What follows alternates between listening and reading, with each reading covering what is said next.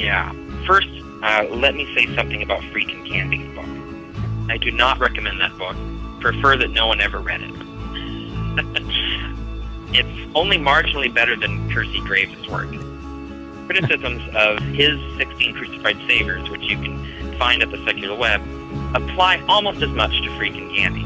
Their research is on key parts shoddy, and their source citations minimal and problematic. There's no way to know when they've gotten something right or wrong without redoing all their research, which makes their book useless. And that's the same complaint I had against Graves' book. To figure out what's in there that's even correct, you have to completely redo the whole work, and why even read the book if you're just going to do all the work yourself anyway?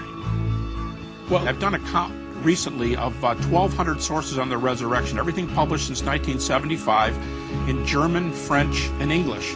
And I went back and I looked how many of these scholars who hold university chairs, for example, how many of them who are not Christians, who do not hold to the resurrection, how many of them would say that in any way the mystery gods are a potential inspiration for Christianity?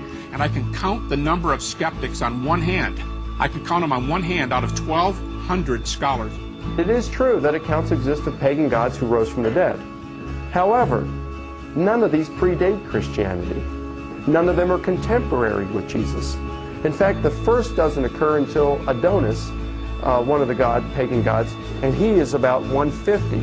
Now, the religion of Adonis is much older than Christianity. It predates Jesus.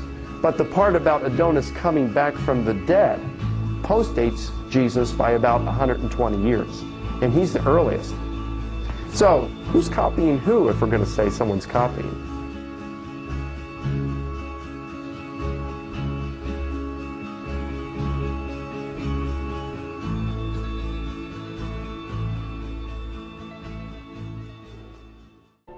The first section of the hit film Zeitgeist proposes a theory that many people have accepted without proper investigation. This theory is as follows. An ancient brotherhood assembled the Old and New Testament based on astrotheology and pagan myth. This theory purports that the historical Jesus didn't actually exist, but was an assemblage of pagan deities and astrological symbology. This film is going to thoroughly refute the theory and put it to rest once and for all. Before we begin though, you must realize that the Zeitgeist view is a real minority view. I contacted the noted scholar Mike Lacona to get his conclusion on the belief Zeitgeist offers. His response is as follows. There are as many non-Christian sources who mention Jesus within 150 years of his life as there are who mention the Roman emperor contemporary with Jesus' ministry within 150 years of his life. Those who propose that Jesus never existed must reasonably account for these sources, while those who try to believe their arguments are reasonable, they have not convinced many. In fact, I am not aware of a single widely respected scholar in the world who holds the position that Jesus never existed. Even critical atheist scholars such as Richard Carrier and Dr. Bob Price have rejected Zeitgeist sources such as Acharya S.'s The Christ Conspiracy and Percy Graves' 16 Crucified Saviors. As Dr. Bob Price remarks, she is quick to state as bald fact what turn out to be, once one chases down her sources, either wild speculation or complex inference from a chain of complicated data open to many interpretations. One of the most intriguing claims made repeatedly in these books is that among the mythical predecessors of Jesus as a crucified god were the Buddha, the blue-skinned Krishna, and Dionysus. Is there any basis to these claims which Murdoch just drops like a ton of bricks? Again, she does not explain where they come from, much less why no available book on Buddha, Krishna, or Dionysus contains a crucifixion account. When Murdoch speaks of the Christ conspiracy, she means it. She really believes that people got together and cooked up early Christianity like a network sitcom. Richard Carrier states, the world's 16 crucified saviors, or Christianity before Christ, is unreliable, but no comprehensive critique exists. Most scholars immediately recognize many of his findings as unsupported and dismiss Graves as useless. Graves often does not distinguish his opinions and theories from what his sources and evidence actually state. Graves does little or no source analysis or formal textual criticism. Now that you have a brief understanding of what Christian and non-Christian scholars think of Zeitgeist, let's examine the film's claims of the supposed similarities to Jesus. They first bring up Horus. Now, December 25th is of no relevance because the New Testament does not mention the date. Most scholars hold that Jesus was born in the spring. It wasn't until halfway through the 4th century that December 25th was added by the Roman Catholic Church. This says nothing about Christian origins because Christianity was around for roughly 300 years already.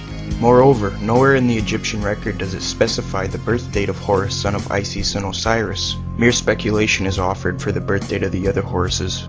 There is no evidence that Isis was a virgin in the myth. The onus of proof is on Zeitgeist. Seth dismembered Osiris, then Isis put his dead body back together and had intercourse with it. In some versions, she used a handmade phallus since she wasn't able to find that part of her husband, so it was not a virgin birth.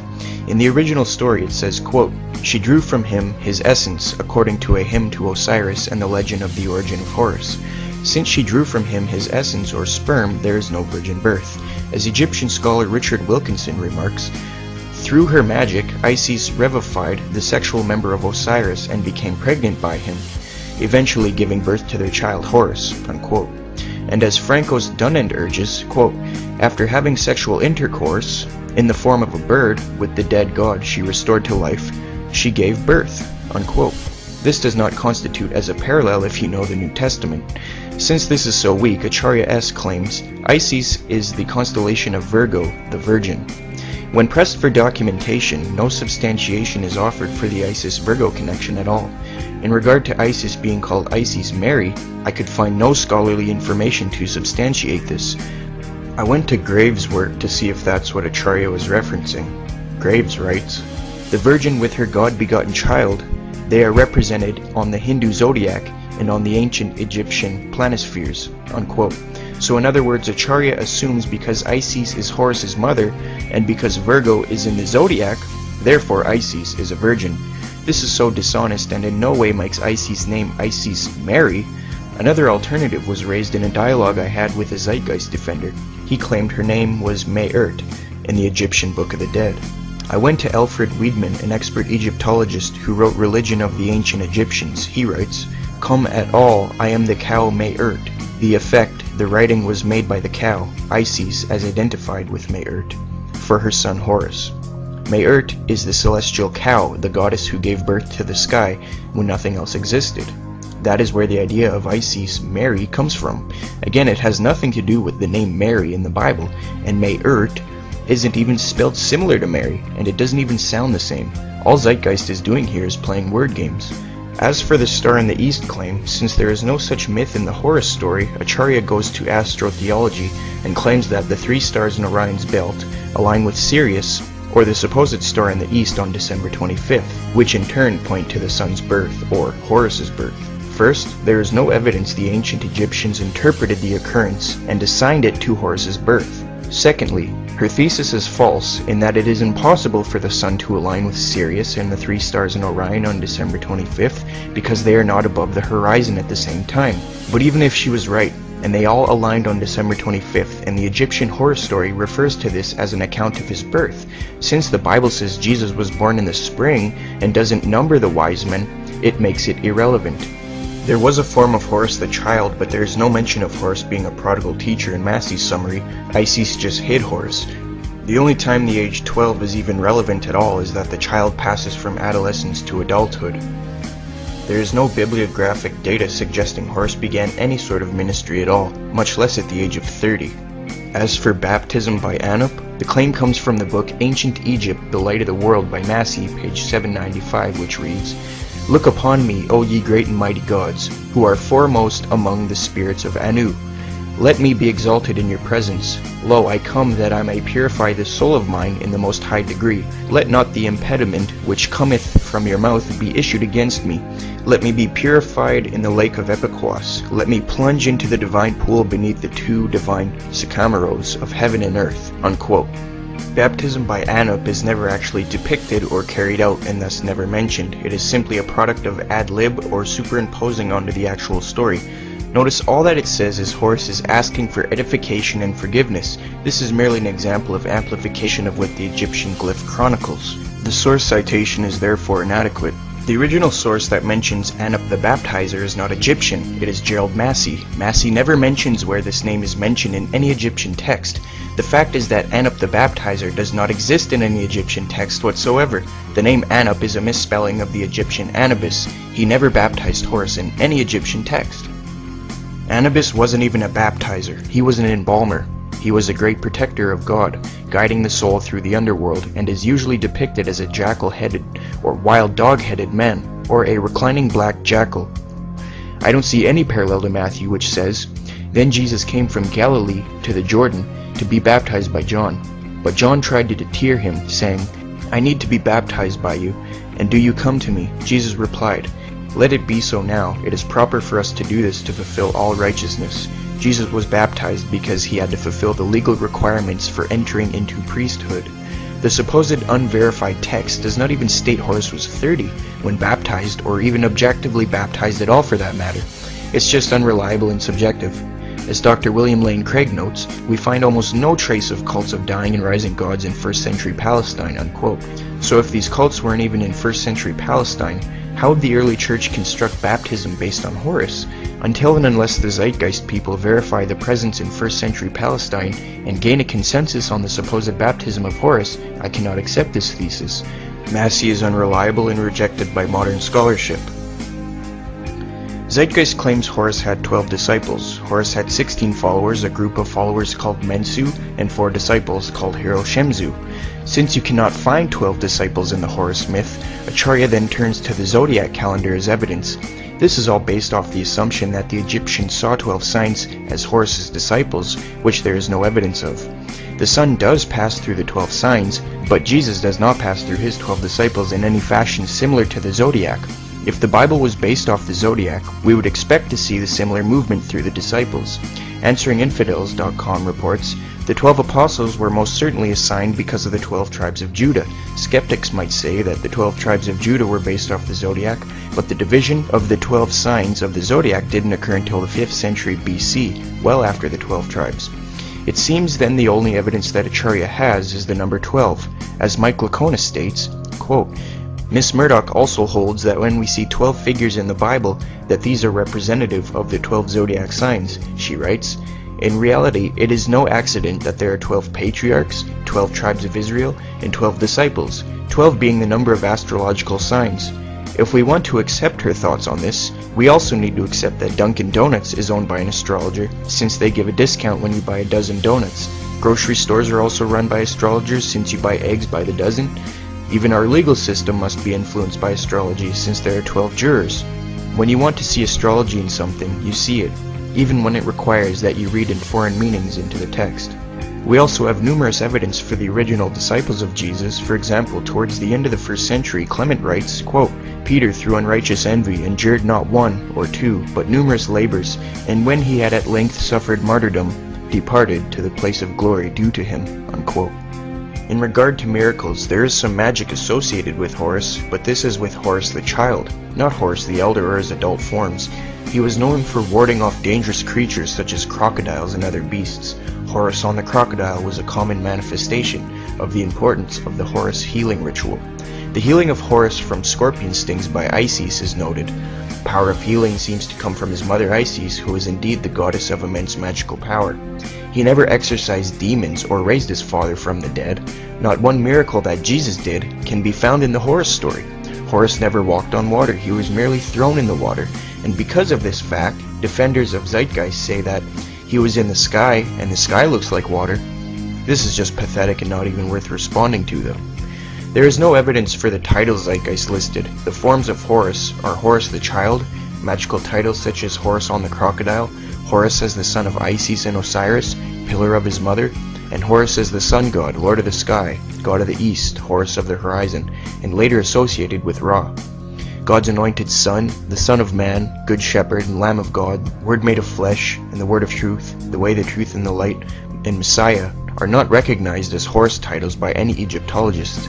Messiah seems suspicious since it is Hebrew in origin, and the title the way, the truth, and the light does not even exist in the Bible. John 14 verse 6 says the way, the truth, and the life, not light. Since this title is not attributed to the Horus story, my hypothesis is that Zeitgeist, or one of Zeitgeist's sources, simply made it up, not knowing what John 14 verse 6 really said. Horus wasn't crucified, buried for 3 days, or resurrected. Horus had one of his eyes ripped out, but he was not killed. It was his father Osiris who was killed, dismembered, reconstructed, and revived by Isis, his magical mother. Horus was never crucified. There's an unofficial story in which he dies and is cast into pieces into the water, and then later fished out by a crocodile at Isis' request. This unofficial story is the only one in which he dies at all. He becomes merged with Ra, which meant rebirth of the sun in the east, and it is based on the cycles of nature, not any sort of historical claims, unlike the story of Jesus, and it does not constitute as a crucifixion and resurrection. And even in this death, there are no references to a tomb anywhere. Ra and Horus never completely merged into a single falcon-headed sun god. It made Ra into Horus, who was the son of Ra. It made Ra his own son and father. Another source notes a story where Horus is bitten by a snake and revived, which still is not much of a parallel at all. It seems like a desperate attempt to make a connection, mere biased pattern searching, with the intent of finding similarity. Poor judgment and unreliable criteria. Zeitgeist explains, quote, "The images begin with Thoth announcing to the Virgin Isis that she will conceive Horus, then Meth, the Holy Ghost impregnating the Virgin, then the Virgin birth, and the adoration," unquote. This is what Zeitgeist claims.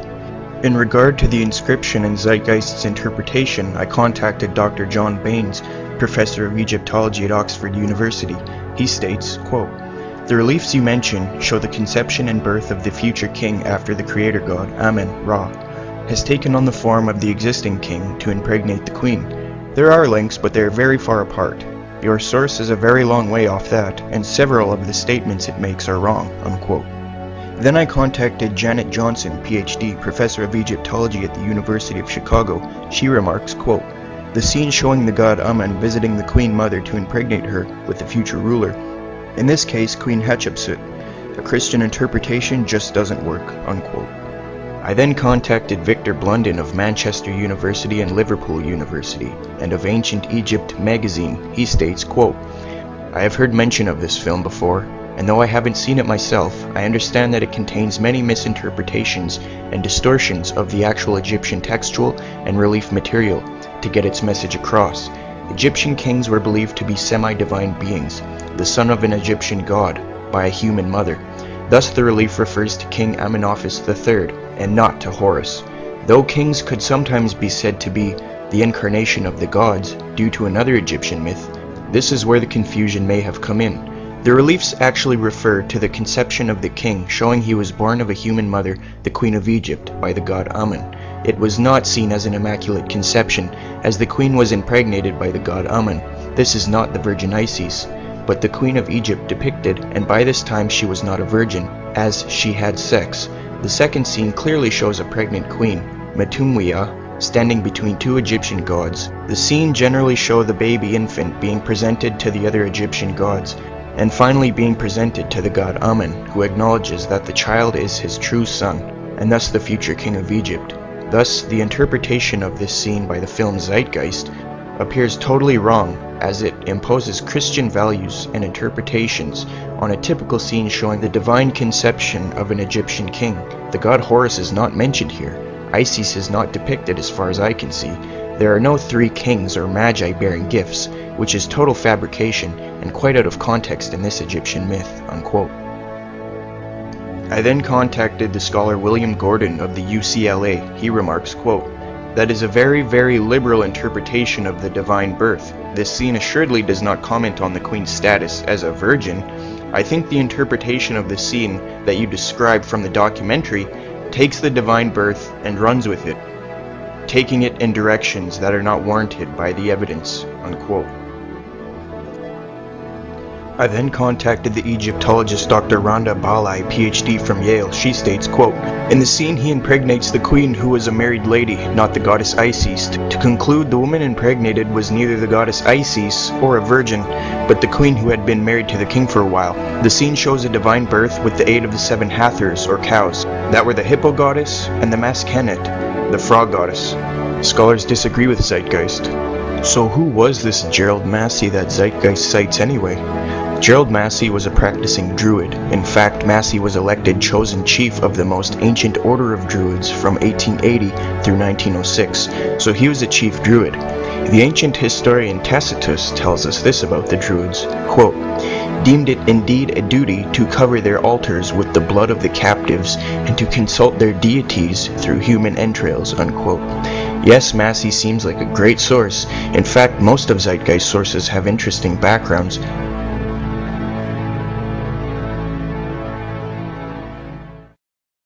Next, Zeitgeist brings up Attis. Again, December 25th is irrelevant to origins.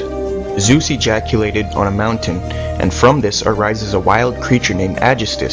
No one liked this repulsive Agnostic, so he gets put to sleep. While he is asleep, Dionysus ties a rope around his genitals, ties the other end of the rope to a tree. From the resulting blood, an almond seed springs up, and then a long time thereafter, Nana picks some fruit and the almond, and puts it on her lap, and then it disappears, upon which she finds herself pregnant with Attis. So in short, Attis was conceived from an almond seed which fell from a tree as a result of Agnostic's blood, who was made from Zeus's sperm hitting a mountain. No texts make the claim that Nana was a virgin. Parallel to Christianity? No way. More desperate exaggeration. Crucified, dead for 3 days, and resurrected? Not even close. In one story, Attis is getting married. Then Agnostic shows up at the wedding. He is angry. The bride dies. Attis then gets upset, falls under a pine tree, and then he removes his own genitalia and dies. Agnostic, witnessing this, feels sad and asks Zeus to do something about it. Zeus decides to preserve Attis. His hair continues to grow, and his little finger moves continuously. Is this a crucifixion, 3-day death and resurrection? Not at all. To claim this would be disingenuous to the viewer. Another version states, Sybil falls in love with Attis, but Attis prefers a nymph. Sybil kills the nymph. Attis goes insane, removes his genitalia. From his blood, flowers grow out of the ground, and he turns into a pine tree. Is this a crucifixion, 3-day death and resurrection? No, of course not. Another legend states Sybil is the daughter of a king. She marries Attis. When the king finds out, he kills Attis and makes sure his body is never found. Where is Christ's story in any of these imaginary legends? As the Princeton theologian John Gresham Machen points out, quote, "The myth contains no account of a resurrection. All that Sybil is able to obtain is that the body of Attis should be preserved, that his hair should continue to grow, and that his little finger should move," unquote. And as Dr. Ronald Nash explains, quote, "It was only during the later Roman celebrations after 300 AD of the spring festival that anything remotely connected with a resurrection appears. In truth, no clear-cut, unambiguous reference to the supposed resurrection of Attis appears, even in the very late literature from the 4th century after Christ. It is abundantly evident that Zeitgeist's view of Attis is erroneous and unintelligent, and for this reason no scholars will cite Zeitgeist as a reference, nor give it a good review."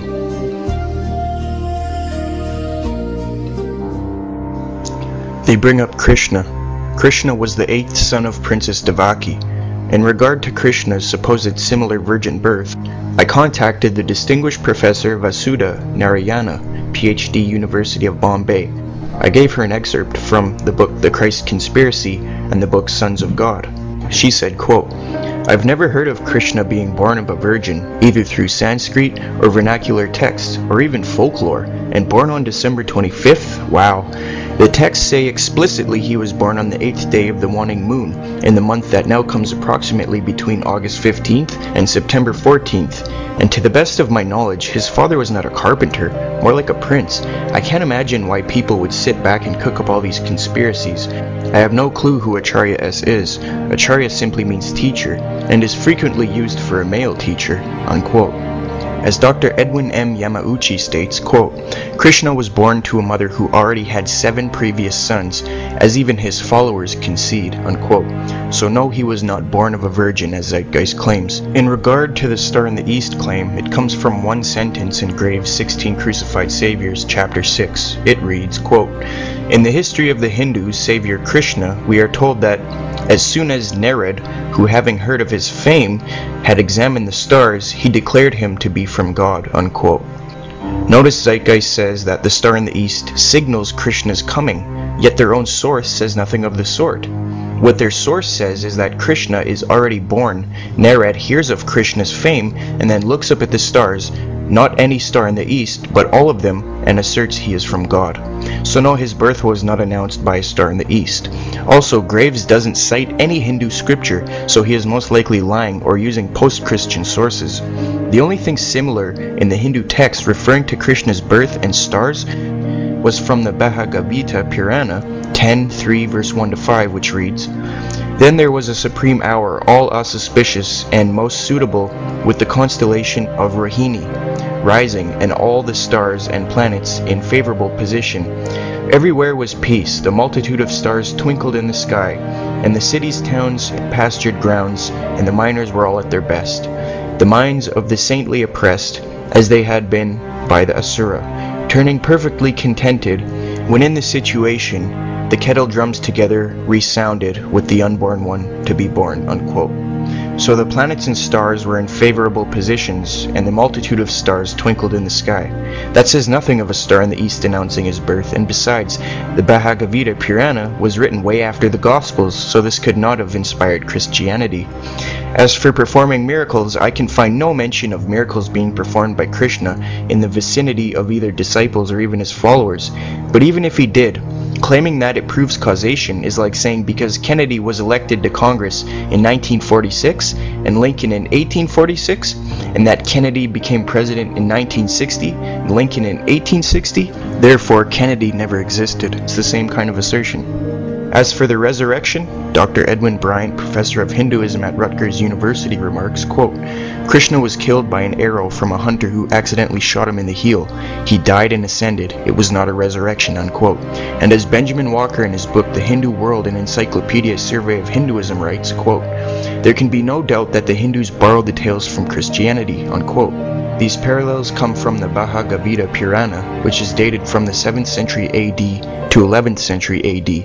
As for the Haravamsa, it's dated from the 4th to the 6th centuries. In other words, these similarities only appear in Hinduism 250 to 950 years after the Gospels were written. The Hindus flat out copied Christianity and not vice versa. Zeitgeist is inadequate in explaining the truth of the matter, as is Acharya S. Here they are really showing their illogic. As Martin Palmer shows in his book The Jesus Sutras, Christian missions reached India and China early, around the 5th to 7th centuries. This explains the similarities that Hindus borrowed from Christianity.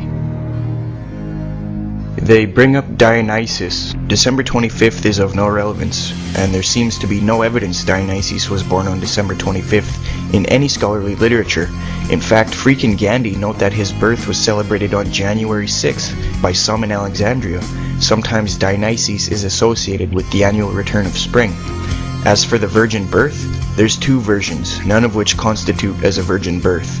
As Dr. Edwin Yamauchi proclaims, quote, "There's no evidence of a virgin birth for Dionysus. As the story goes, Zeus disguised himself as a human, fell in love with the princess Semele, the daughter of Cadmus, and she became pregnant. Hera, who was Zeus's queen, arranged to have her burned to a crisp, but Zeus rescued the fetus and sewed him into his thigh until Dionysus was born. So this is not a virgin birth in any sense," unquote. As the Encyclopedia Mythica notes, in that version, quote, "Zeus slept with Semele," unquote. No virgin birth. Another tale reads, Dionysus is the product of Zeus and Persephone. Hera becomes insanely jealous and tries to destroy the infant by sending the Titans to kill him. Zeus comes to the rescue, but it's too late. The Titans had eaten everything but Dionysus' heart. Zeus then takes the heart and implants it into the womb of Semele. As we can see, no virgin birth takes place, but this is how Dionysus is said to have become a rebirth deity, as is twice born in the womb. So Zeus mated with his daughter Persephone, who bore a son, Sagrius, which is another name for Dionysus. As we can see, there is no virgin birth here. More illogic from Zeitgeist. Zeitgeist says, quote, "He was a traveling teacher." Well, the story does have Dionysus traveling around Arabia, Persia, and Greece, spreading his rights and delivering judgments as needed on those who defy. Reports that there are versions of Dionysus which have him traveling the world, including an expedition to India. Dionysus is sometimes referred to as the most epidemic of gods, for he was the god who spent the most time traveling. This is nothing like Jesus traveling a limited area providing moral teachings, but at any rate, there would be no other way to spread the word unless he wanted to travel or else sent disciples around, which Jesus did do, but Dionysius did not. He was never believed to be a spiritual teacher like Jesus. This parallel is very weak. Jesus' miracles were healings and such, all positive miracles. Dionysius' miracles were judgments against those who defied him. Zeitgeist claims, quote, he performed miracles such as turning water into wine, unquote. Though there are tales where Dionysius supernaturally fills empty vessels with wine, the act of turning water into wine does not occur. The motif of changing water to wine is not presented in the Dionysius legends. The jugs of Elis, for example, were not filled with water, but were empty, and the fount of wine in Andros did not replace one of water. From these references, it is obvious that there are significant differences between Dionysius' legend and the story of John 2, as Dr. Donald A. Carson remarks, quote, older attempts to interpret this sign as a Christianized version of the Dionysius myth or of related stories have largely been abandoned in the light of evidence that the alleged parallels are wholly inadequate, unquote. So I hope you all understand that when Zeitgeist claims Dionysius turned water into wine, that's just a flat-out lie. They claim he was referred to the quote-unquote King of Kings, Alpha and Omega, God's only begotten Son, etc. In Graves' World 16 Crucified Saviors, Chapter 9, Titles of Saviors, he doesn't even mention Dionysius once as having any similar title with Jesus. I went to Acharya's book, The Christ Conspiracy, which is basically just a rip-off of Graves' work for the most part, and found that she says, he was called King of Kings and God of Gods, but only considered the Alpha and Omega and only begotten Son. She provides no source for these titles, nor explains why Dionysius was called such things when the story doesn't even suit him. For example, King of Kings? Dionysius was only semi-deity. Zeus was the head god according to mythology, so he wasn't King of Kings. Only begotten Son? Zeus had many relationships with women, where he fathered several children. Alpha and Omega? Dionysius had a distinct beginning to his existence. It seems Acharya is not qualified to write on the subject and needs to cite more sources. As for the resurrection claim, in terms of rising from the dead, there have been a variety of ideas. One, a single inscription from Thassos that describes Dionysius as a god who renews himself and returns every year rejuvenated, whatever that means. We have no context with which to refer it. A story that Dionysius was chased and persecuted, and then descends to the depths of the Iconian Sea and to the land of the dead, also the heart rejuvenated above, which in another version has the heart placed in a body made of gypsum. In one version, which has Dionysius as son of Demeter, his mom resembles the pieces and makes Dionysius young again, which is an eccentric minority variant, not a resurrection.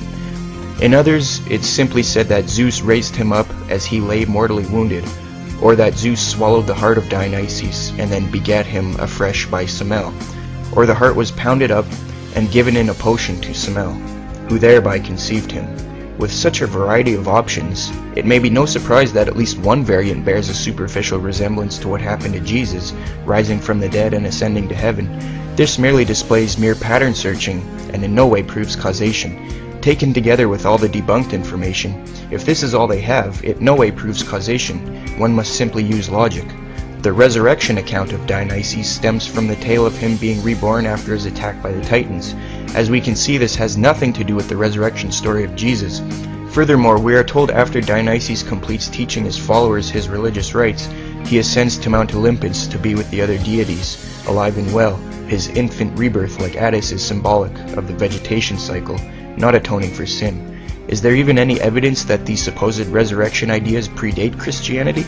Let's listen to Dr. Gary Habermas's dialogue with the Zeitgeist defender named Tim Callahan of Skeptic magazine. I want to say, where's the evidence? Well, I would say that, first of all, that the myth of Dionysus probably does antedate to this. And yes, there isn't specifically resurrection, specifically I'm meaning crucifixion, but I don't see that that's really that important a point. They all undergo a horrible, excruciating death. You're going to have to give me a date for the earliest inscription, because Dionysus, I don't know anybody who thinks Dionysus is pre-Christian, not the resurrection portion. Okay, well, all I can tell you is that the myth is that he is torn apart by the Titans, eaten, and he is raised from the dead. What is the date? I don't know the I don't know the date of the, as I said, of the original. As far as any writings we have, I know that with the myths, the Greek myths, most of our Greek myths, we do have from later collections, except we know they were told earlier because we have the vase paintings depicting them going way back in time. But the question is there a resurrection? And since we don't have any resurrection predating the 2nd century all the way to the 4th century, are the earliest ones, 2nd to 4th, we can say, well, maybe there's a resurrection there, but there's no data. There's absolutely no evidence for that position. Dionysus was not a savior to which if you followed him, you would get eternal life. As the French scholar André Boulanger concludes, quote, "The conception that the god dies and is resurrected in order to lead his faithful to eternal life is represented in no Hellenistic mystery religion," unquote. As we have just heard, the skeptic Tim Callahan admits there's no crucifixion with Dionysus. So what about the picture of the amulet of Dionysus that Zeitgeist shows when introducing him and that freaking Gandhi have on their book cover? The amulet dates centuries after the gospel and may even be a forgery. James Hannam conducted research on the amulet. He writes, quote, "The first source freaking Gandhi supplied was R. Eisler, Orpheus the Fisher, first published in 1920, and where the 4th century date for the amulet is given, and it is illustrated. The second reference was W.K.C. Guthrie, Orpheus and Greek Religion, Princeton University Press, 1952. This is the 2nd edition and discusses the amulet at some length on page 265. He mentions the views of Eisler and Otto Kern, who was a very distinguished German expert on the Orpheus.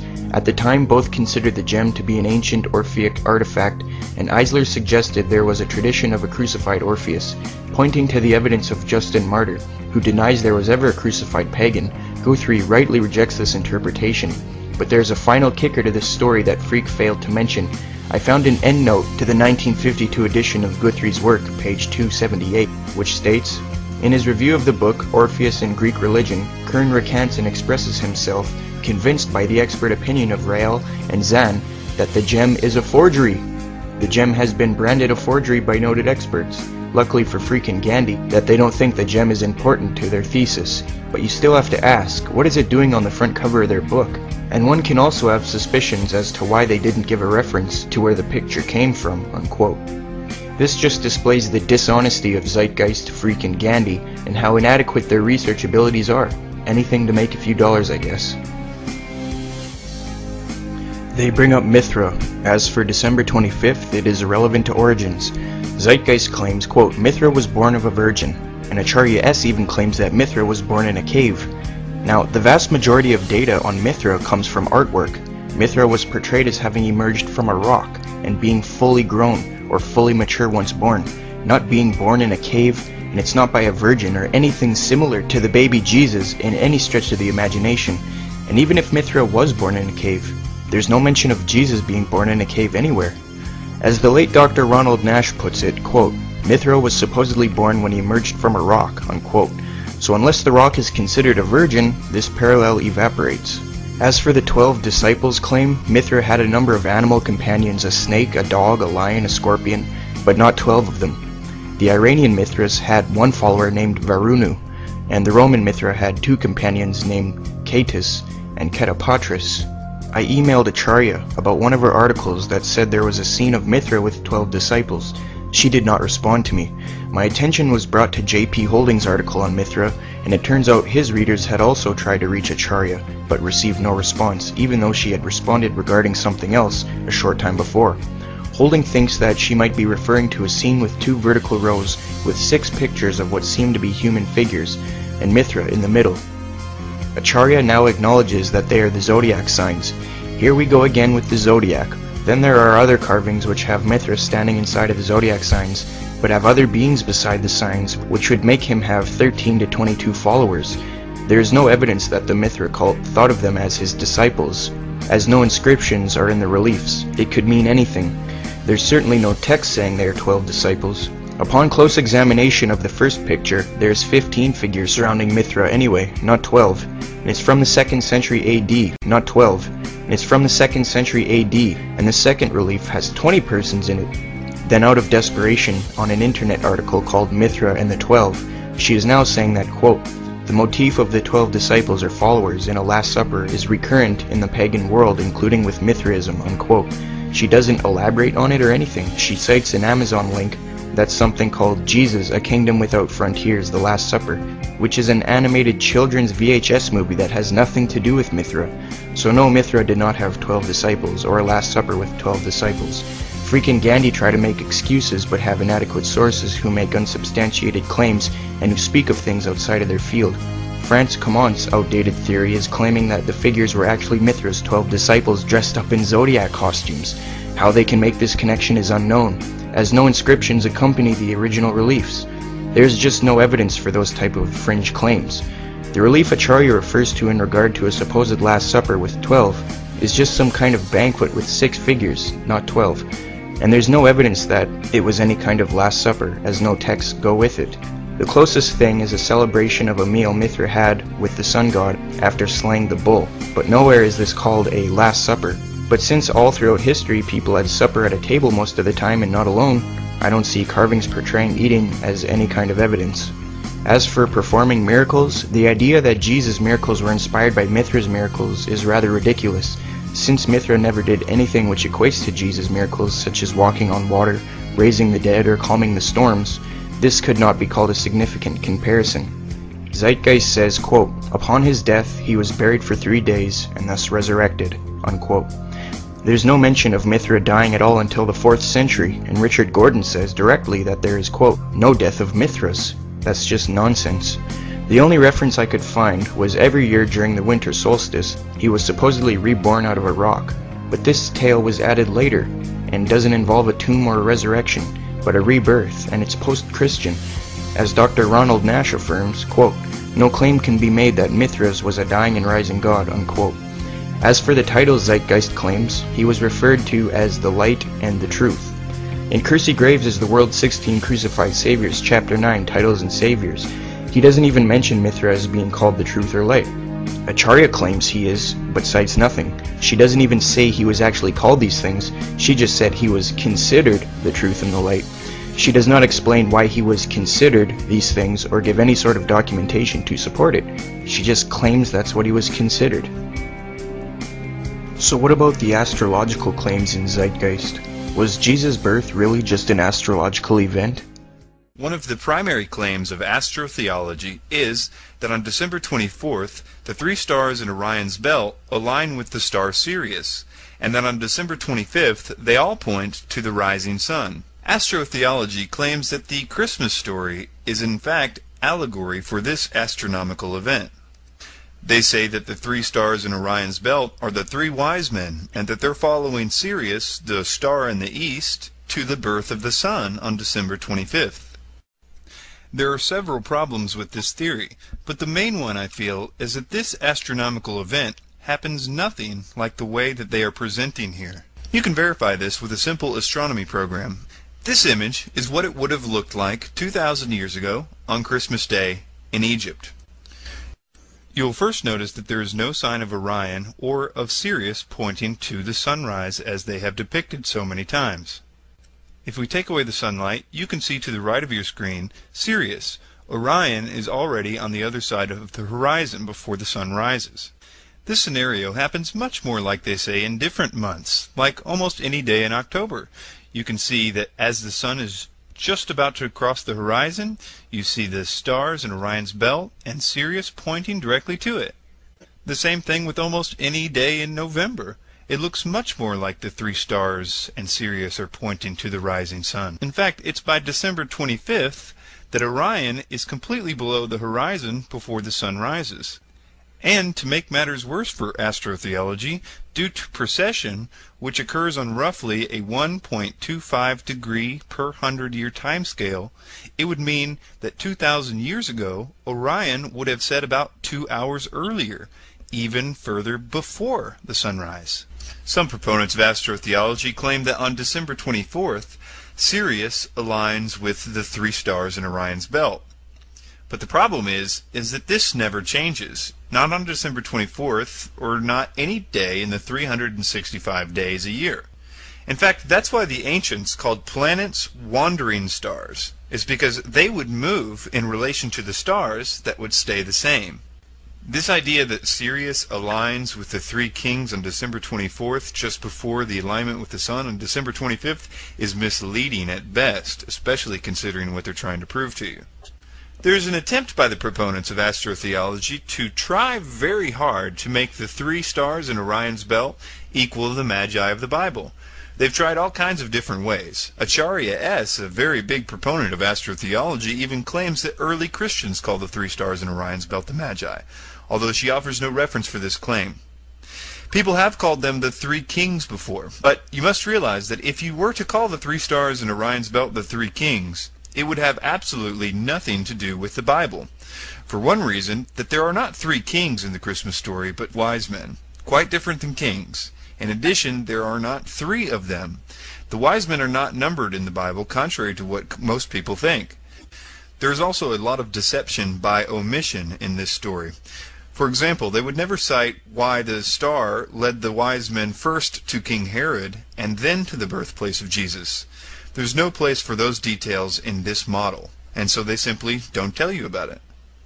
Moving on.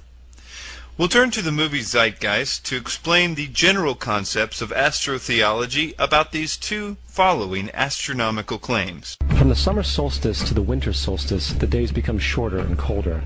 And from the perspective of the northern hemisphere, the sun appears to move south and get smaller and more scarce.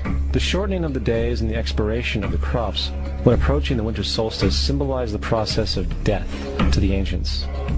It was the death of the sun. And by December 22nd, the sun's demise was fully realized, makes it to its lowest point in the sky. Here a curious thing occurs. The sun stops moving south, at least perceivably, for 3 days. And during this 3-day pause, the sun resides in the vicinity of the Southern Cross, or Crux, constellation. And after this time, on December 25th, the sun moves 1 degree, this time north, foreshadowing longer days, warmth, and spring. And thus it was said, the sun died on the cross, was dead for 3 days, only to be resurrected or born again. This is a series of provable lies. You can download any astronomy program and find this out for yourself. You can go back to 0 AD, or any time really, and find that when the sun rises, it is nowhere near the Southern Cross. And the idea that the sun rises in the Southern Cross constellation at that time or any time is absolutely ridiculous. The Southern Cross is perpendicular to the Earth's rotation and orbit, so this will never happen. In addition, if the sun ever rose in the constellation of the Southern Cross, it would be a zodiac sign. That's how they came up with them. And there's a few more problems. I'll read now from a website called Preventing Truth Decay. Dr. Noel Swerdlow is a professor of astronomy and astrophysics at the University of Chicago. Dr. Swerdlow specialized in the study of the practice of astronomy in antiquity through the 17th century. Dr. Swerdlow writes the following. The stars of the Southern Cross are just visible above the southern horizon in Alexandria and in Jerusalem in antiquity, although I don't think it is visible there now. The constellation was, however, not recognized in antiquity. Why wasn't the Southern Cross constellation recognized in antiquity? Dr. Swerdlow explains. That crux, the Southern Cross, was not recognized as a separate constellation in antiquity, probably because, as seen from the Mediterranean, it is low on the southern horizon, and is surrounded on all 3 sides by the stars of Centaurus, which is a large, prominent constellation. And the 4 bright stars of the crux are included as the stars of Centaurus. So its recognition had to wait until the southern voyages of the 16th century. I would also like to point out that it was the Romans that invented crucifixion. So if the ancients were pointing to a cross in the sky as some sort of symbol of death, it suggests they somehow were anticipating the Roman invention that would happen much, much later. On the point of the sun staying almost fixed for 3 days, on the 22nd, 23rd, and 24th of December, I'll read from badastronomy.com. Although the sun does hang out to the south at winter solstice, it does not hang for just 3 days. You could pick 4 or more days and not notice much change. However, if 3 days was preferred for some reason, then it wouldn't be the days they claim, 22nd, 23rd, and 24th. Since the solstice is on the 22nd at 6 a.m., then it would be the 21st, 22nd, and 23rd as the most southern 3 days. This is a good opportunity to try to explain what's going on here, because if you understand the concept I'm about to say, then a lot of this is going to all of a sudden make sense to you. First, you have to understand that sun worship has been around for a long time, but usually it's not exactly them worshiping the sun, but something that the sun represents. Now, you have to understand that those people took over Christianity 400 years after trying to completely destroy it. Rome, all of a sudden, had a change of heart, and then became Christianity, or rather, this monster that said that they were Christianity. And they chose a date for the birthday of Jesus. And the date that they chose was chosen because of its connection to the sun. They did other things too. This is also when you start to find depictions of Jesus with halos and other obvious references to the zodiac and sun worship. You have to understand that this stuff doesn't prove that Jesus was a sun god. It only proves that sun worshippers were paying artists to depict Jesus more to their liking. There's a lot more to talk about this astrotheology, but we'll save that for other parts. But I do want to say this. There's not a clear definition. I know that Acharya S. on a recent movie has alluded to the fact that the reason that there's no Wikipedia entry for astrotheology is because of censorship, because it's somehow the theology no one wants you to know about. Well, I'll suggest that the reason that there's no Wikipedia entry is because there's no information on it. I would think that the Wikipedia entry would go something like this. Astrotheology is a term that Jordan Maxwell came up with out of absolutely nowhere, and Michael Tsarian started selling books and DVDs and $75 I Love Astrotheology t-shirts. I'll leave you with this. The main cheerleaders for astrotheology always tell us to do our homework, yet they're telling us lies that could only work if we're completely ignorant to the facts. So I just wanted to point out that this can all be stopped by us becoming more informed. Stop being walked all over by the mystery schools and told what to think and told who to hate. It's not up to them to tell you who to hate. They're using 2-bit, half-assed lies to do so. Stand up and say you're not going to take this anymore. In the age section of the film, they claim that it is the astrological age that is referenced throughout the New Testament. They also mention Taurus as the age of the bull. They cite the Old Testament story about the ancient Israelites making a golden calf in Exodus 32 to support this assertion, that the Israelites were somehow associated with the age of Taurus. He says, quote, "The golden bull was really Taurus the bull, and Moses represents the new age of Aries, the ram. Jesus ushered in the age of Pisces, or the age of 2 fish, unquote. Then Aquarius with Luke 22 verse 10. They spend 5 long minutes on this, going through the Bible verses and giving their theory and inducting people into the New Age movement, explaining how supposedly Aquarius is in the Bible as being an age and the Jesus fish supposedly representing Pisces. Zeitgeist is fast to explain that, quote, "and ancient societies were very aware of this," unquote. They make sure to say that because their whole theory and that whole 5 minutes hinges on the idea that the ancients acknowledged the astronomical concept they refer to. If it turns out that this age concept is a modern concept, their whole theory falls apart, and that whole 5 minutes was a big waste of time. As Dr. Noel Swerdlow, the professor of astronomy and astrophysics at the University of Chicago, and who received the MacArthur Foundation Fellowship, often referred to as the Genius Grant, remarks, quote, "The modern ideas about the age of Pisces or the age of Aquarius are based upon the location of the vernal equinox in the regions of the stars of those constellations. But the regions, the borders between, those constellations are a completely modern convention of the International Astronomical Union for the purpose of mapping and never had any astrological significance. I hope this is helpful, although in truth what this woman is claiming is so wacky that it is hardly worth answering. So when this woman says that the Christian fish was a symbol of the coming age of Pisces, she is saying something that no one would have thought of in antiquity. To name another anachronism that appears to underline her interpretation, the borders of constellations between, say, Aries, Pisces, and Aquarius are modern conventions of the International Astronomical Union, and there is nothing ancient about them. Ancient astrologers did not use Norton's star atlas or anything else that drew arbitrary lines between sidereal constellations. The location of the equinox among one or another zodiacal constellation as the so-called age of Aquarius or age of Pisces is something of concern to modern astrology, but is never mentioned as significant in ancient astrology. It is simply anachronistic to believe that what is important to 20th century astrology was of importance to ancient astrology, unquote. This means Zeitgeist's argumentation regarding the various astrological ages is irrelevant. In other words, the ancient Christ conspirators could not have recognized the 12 celestial sections in order to incorporate them into a Christian myth and announce the ushering in of the age of Pisces, because the division into the celestial sections did not occur until a meeting of the International Astronomical Union in the 20th century. In regard to the Jesus fish, former professional astrologer for 8 years, Marcia Montenegro states, quote, "The fish was an early symbol of Christ because the Greek word based on the initials of Jesus Christ, Son of God, Savior, spelled fish." And last, Zeitgeist claims that Jesus' birth date is at the start of this age. However, again, the New Testament writers do not indicate the date of Jesus' birth.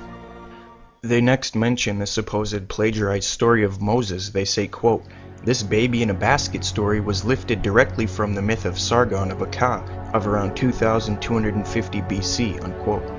Well, there are similarities, but dating is the major factor. Is it true that the Sargon story was dated from 2250 BC? Again, dating is the serious issue. The Moses story dates to 1400 BC. A few critics would say it's earlier. But on the other hand, the Sargon story lacks any obvious grammatical, lexicographical, or philological features that would allow precise dating. The initial date range is anywhere between 2039 to 627 BC, not 2250 BC as Zeitgeist claims. In favor of a late date, for example, are Neo-Assyrian orthographic forms. So in other words, the story of Sargon has a huge chance of being dated after 1400 BC, after the Moses story. Brian Lewis, author of the Sargon Legend 1978, offers a suggestion that the story was written in the reign of Sargon II, a much later king, to legitimate his own rule. There are many similarities to the reign of Sargon II, which is dated later than Moses at around 721 to 705 BC. In any case, many conclude that there is no satisfactory reason to propose borrowing or fictionalization in either direction. The adoption of foundlings was a known and common practice in antiquity. Zeitgeist is being very disingenuous when they speak objectively concerning this. There is no precise date set to the Sargon story, and many even believe it's after Moses. Zeitgeist then goes to the numerous supposed lawgivers which they say Moses was based off of. They claim Manu, Minos, and Mises were lawgivers similar to Moses. These claims can be found on page 169 of Acharya S.'s The Christ Conspiracy, yet Acharya S. does not cite any primary sources, as usual. Her source is Deceptions and Myths of the Bible, 1991 by Lloyd Graham. But even the skeptic scholar Michael Lido concedes that this is not a credible source. Lido states, quote, "Graham's Deceptions and Myths of the Bible, I will concede, is a terrible source. Once I discovered how bad the source was, I had to edit the book prior to publishing," unquote.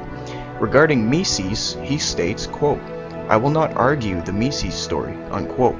Since there are no primary texts offered to support this thesis, they have not made a case worth serious consideration.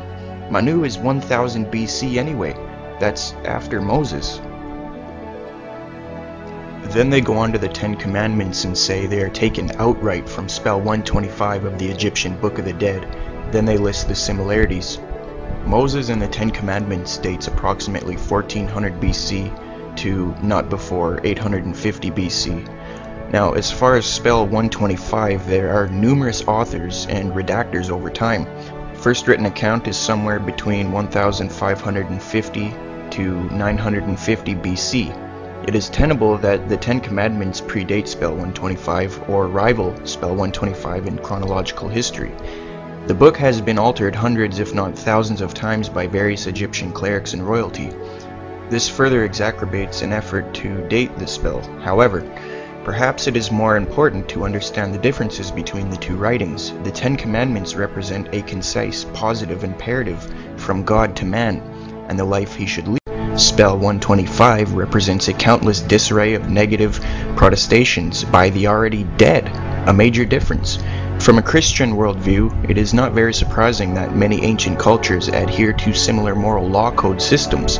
The Apostle Paul writes in Romans 2 verse 14 to 15, "When Gentiles who do not possess the law do instinctively what the law requires, these, though not having the law, are a law to themselves.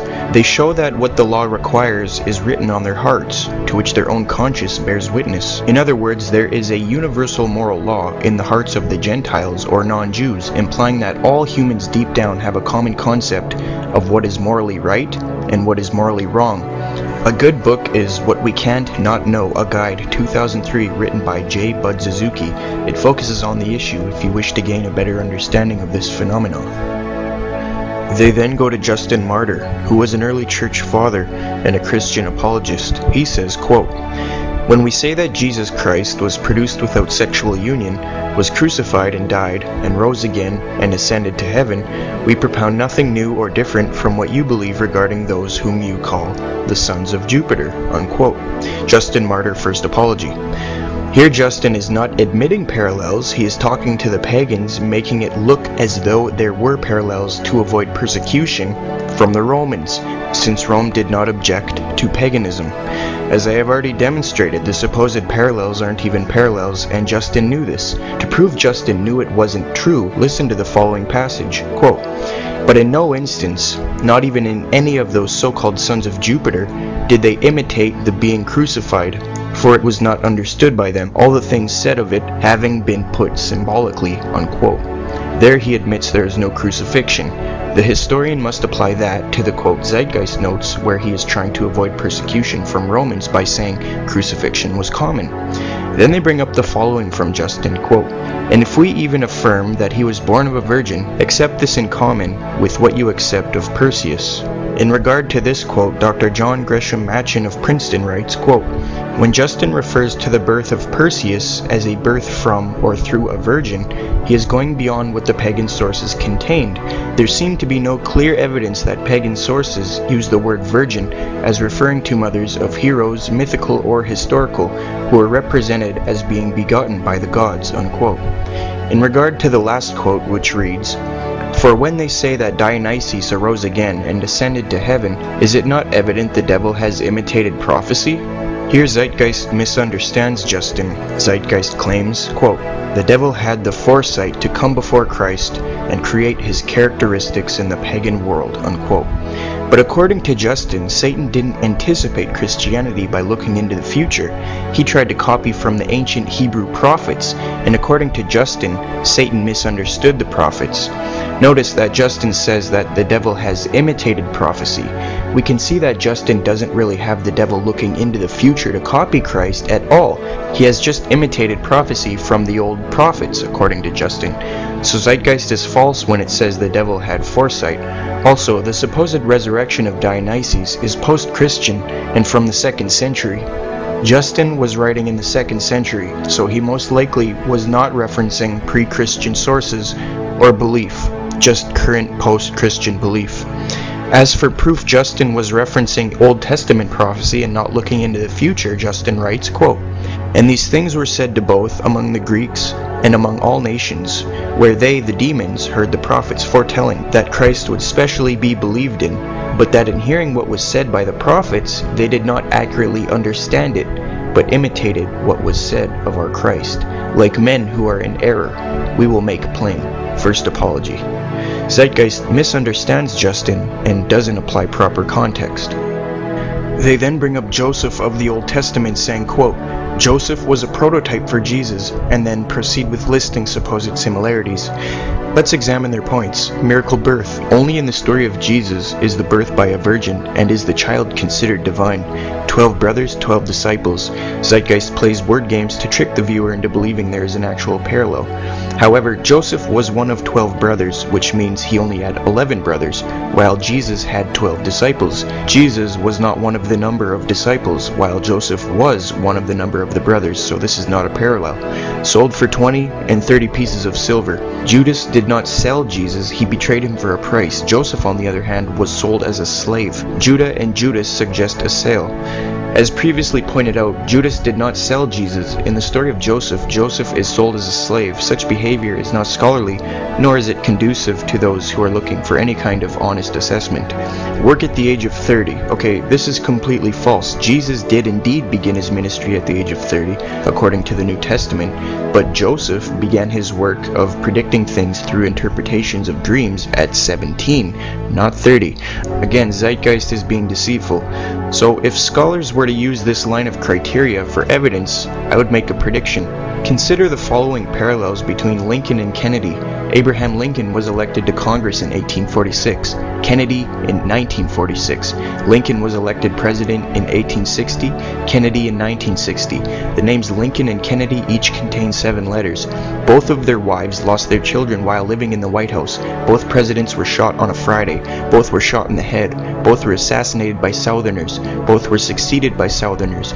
Both successors were named Johnson. Andrew Johnson, who succeeded Lincoln, was born in 1808. Lyndon Johnson, who succeeded Kennedy, was born in 1908. John Wilkes Booth was born in 1839. Lee Harvey Oswald was born in 1939. Both assassins were known by 3 names.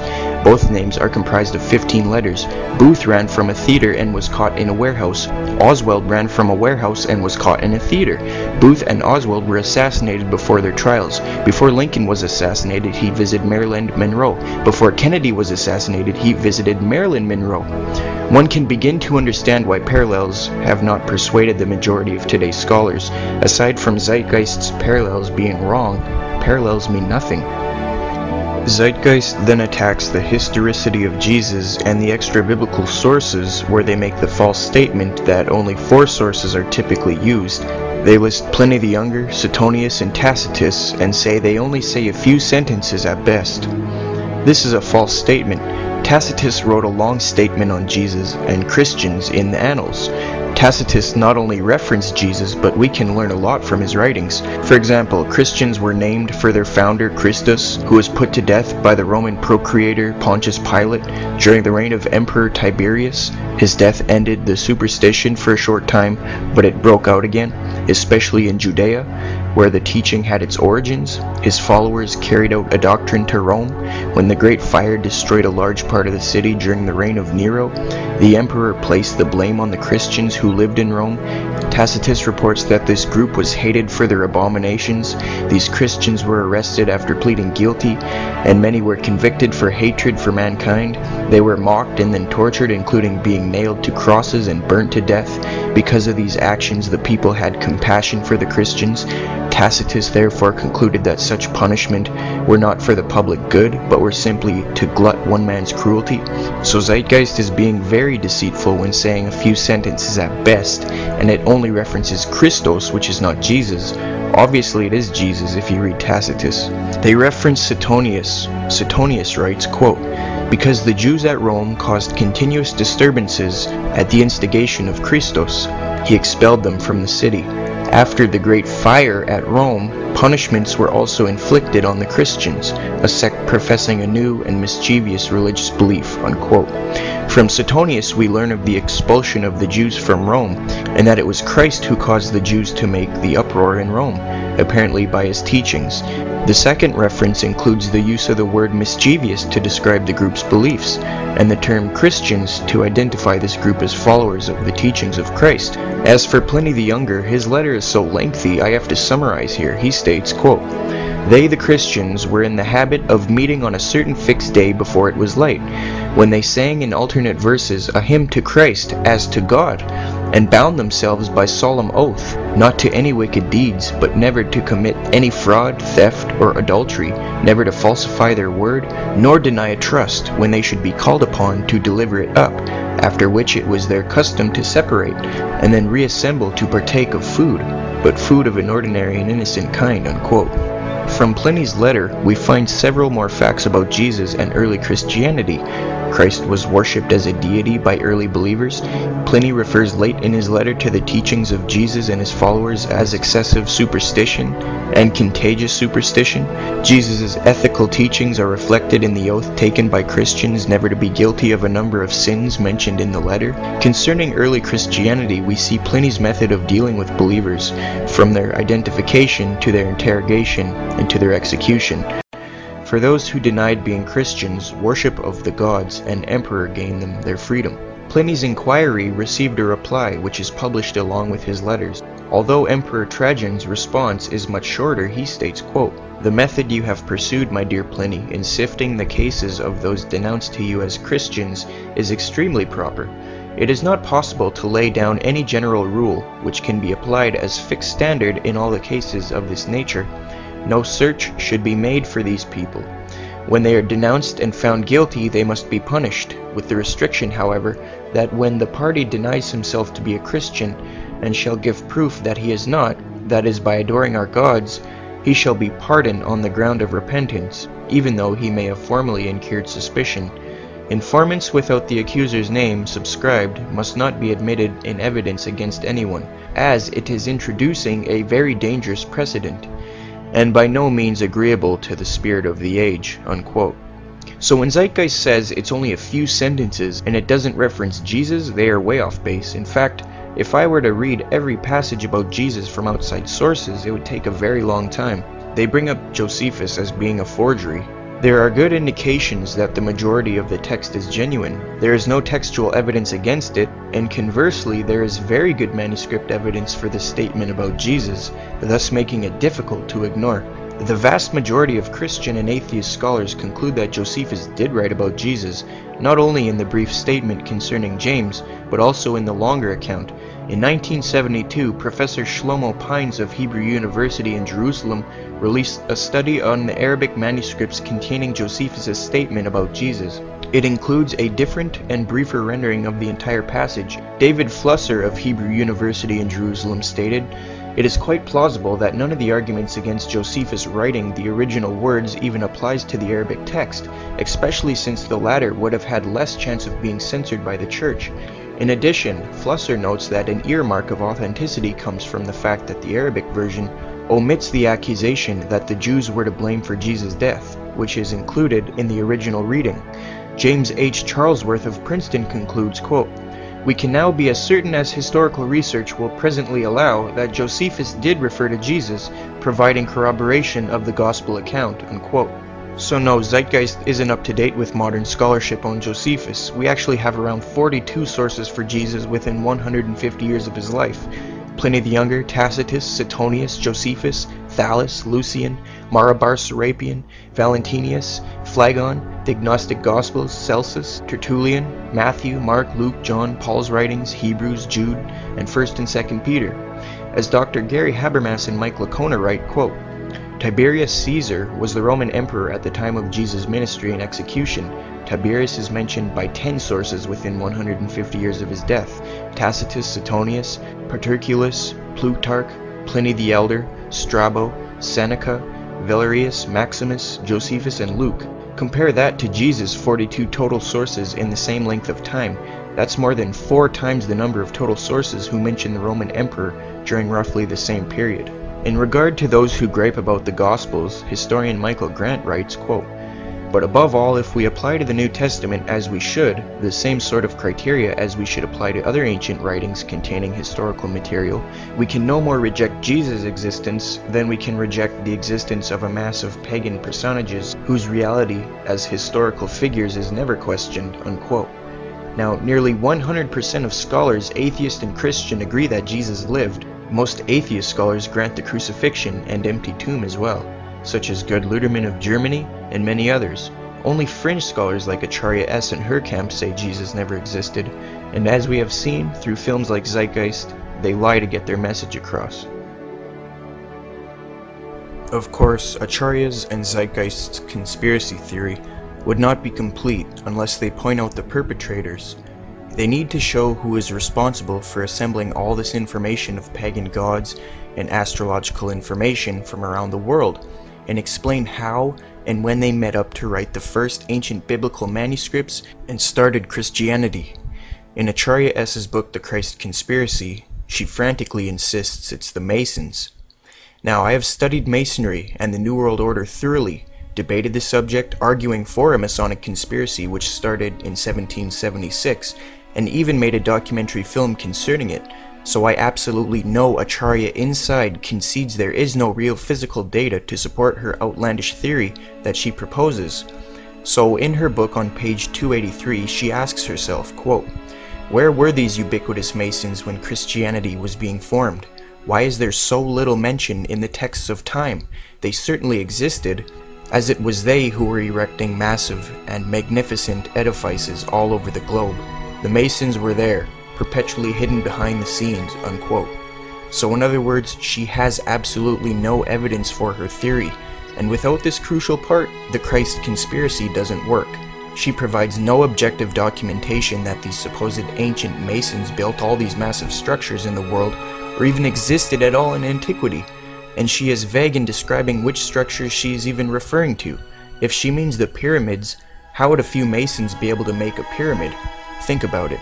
That would take thousands of people. Even with that many, we still have no idea how it is even possible to build the pyramids. She says the biblical Nimrod who built the Tower of Babel was considered the first Mason. But it doesn't matter if modern society or Freemasons say he was a Mason. You need data, and for that claim there is none. One must understand, all that Acharya is offering is legend. Masons have no proof Nimrod was the first Mason. He built a big tower that Masons imitate. So what? That doesn't prove he was a Freemason. All she can offer is quotes from fringe authors who have no evidence themselves, or quotes that don't even support her thesis.